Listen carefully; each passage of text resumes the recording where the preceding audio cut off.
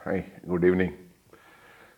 बहुत दिन हो गए थे, कुछ हास्य कविता नहीं हुई, तो आज सोचा कि आपको जो है एक नई हास्य कविता सुनाई जाए। बट उससे पहले I just want to tell you, एक हमारे मित्र हैं एसएम साहब, कवि हैं, नए नए बने हैं।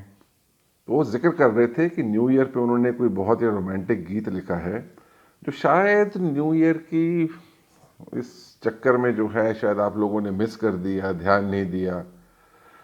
तो बढ़िया गीत है, मैंने सुना है, अच्छा गीत है। आई थिंक 2021 का एक one of the top love songs हो सकता है। तो आप ज़रूर जाइए, उनको देखिए वहाँ जाके उनके यूट्यूब चैनल पे। सुना है काफ़ी चल पड़ा है, लोग लाइक करना शुरू कर दिया है, सब्सक्राइबर्स भी हो रहे हैं धीरे धीरे। He was just asking me, तो मैंने कहा चलो मैं कह दूंगा मैं। तो एनीवे, तो हम we are coming back to that हास्य कविता। And so here it goes. First of all, I just want to thank one suggestion which I got was कि I should be having a tripod. अब tripod तो मैं गया नहीं लेने, तो मैंने किसी तरह से अरेंजमेंट कर लिया है कि मेरा चेहरा जो है सामने कैमरे में आ जाए। तो let us hope if it works, तो हम ट्राईपॉड भी ले लेंगे। एनीवे, हास्य कविता ये है पंजाबियों में शादी के ऊपर। I think you will really you can relate to it and you are going to enjoy it also. तो हर शादी की होती है अपनी कहानी, पर होता है सब में एक राजा एक रानी। है जिंदगी का नया सफर, कहते हैं रूहानी। सच बोलते हैं, बनेगी लाइफ उनकी सुहानी। चलो सुनाते हैं आपको ऐसी ही कहानी, अपनी कहानी अपनी जुबानी। तो हुआ यूं कि अपनी भी उम्र हो चली थी, और ठंडी रातें अब अकेले यूं कटती नहीं थी। सोचा एक दिन शादी ही कर लें, विनाश काले विपरीत बुद्धि हो चली थी। अब पंजाबियों की एक बात आपको बता दूं कि जहां कहें माँ बाप, बस सर झुका और रिश्ता वहीं जुड़ा दो। अगर ले आओगे तुम दुल्हन अपनी मर्जी की, तो सारी उम्र अपनी माँ की सुननी पड़ेगी।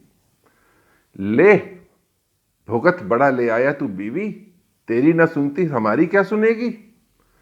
ना करे बीवी इज्जत तो कह तो सकोगे, मेरी क्या गलती, ये तो आपकी थी मर्जी।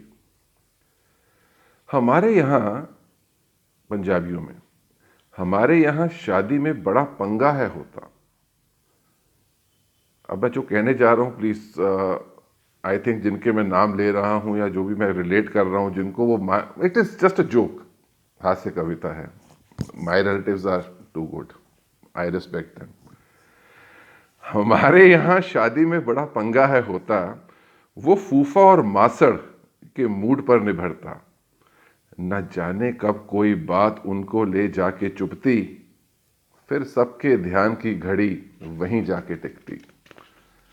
लिस्ट में जीजा का नंबर सबसे ऊपर है होता, पूरा घर उसके आगे पीछे सिमटता। अब सुनो सबसे बड़ा खौफ का कारण क्या होता, वो मां बहन को कितना दिया है उस पर लटकता। चलो अपने केस में तो ये पंगा ही नहीं था, क्योंकि बहू लानी है कैसी, फैसला मां बाप ने किया था।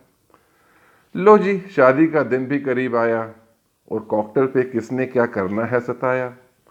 फूफा जी की ड्यूटी लग गई थी खाने पर, और बार पर नजर रखने का चार्ज मासड़ जी पे आया। सुबह तक तो सुबह तक तो जो काम उन्होंने खुशी से अपनाया, शाम होते ही उन्होंने मुंह सा सुझाया। लगता था दिन भर में खुराफत हो चली थी, जो पहली बार उनकी आपस में मर्जी मिली थी। हमारे यहाँ फूफा एंड मास्टर की मर्जियां मिलना बहुत बहुत मुश्किल है। लगता था दिन भर में खुराफत हो चुकी थी, जो पहली बार उनकी आपस में मर्जी मिली थी। फूफा बोले कि मैं क्यों गिनता रहूं गेस्टों को, फूफा बोले कि मैं क्यों गिनता रहूं गेस्टों को, सब खाएं खाना और मैं सजाऊं नैपकिनों को। मासड़ जी ने भी अपना अंगद सा पैर जा जमाया, और पैग बनाने से अपना पीछा छुड़ाया। जीजे को तो खैर कोई काम दिया ही नहीं गया था, पर ना जाने फिर भी उसका क्यों मुंह फूला पड़ा था। My jija is too good, I respect you Deepak. जीजे को तो खैर कोई काम दिया ही नहीं गया था, पर ना जाने उसका भी मुंह क्यों फूला पड़ा था। जिसका डर था जिसका डर था मुझको सगन पर ही हो गया वो। लड़की वालों ने मां का सेट का वजन जो कम कर दिया था। मम्मी पहली बार मम्मी के मुंह से सच उगल आया। इतनी बड़ी मोटी औरत को उफ उन्होंने दिया क्या। ऊपर से मासी और बुआ ने तंज और कस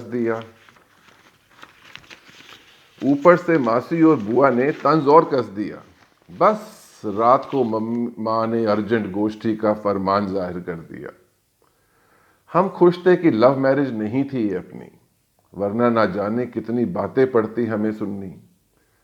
बापू हमारे की वैसे कोई ना सुनता, पर उस रात उनकी सुनकर दुहाई आज भी मैं देता।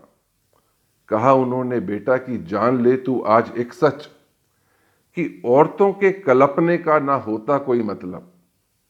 किसी बात पर भी जाकर किसी से जा उलझती, इनकी यही जाने कभी आदमी की ना चलती।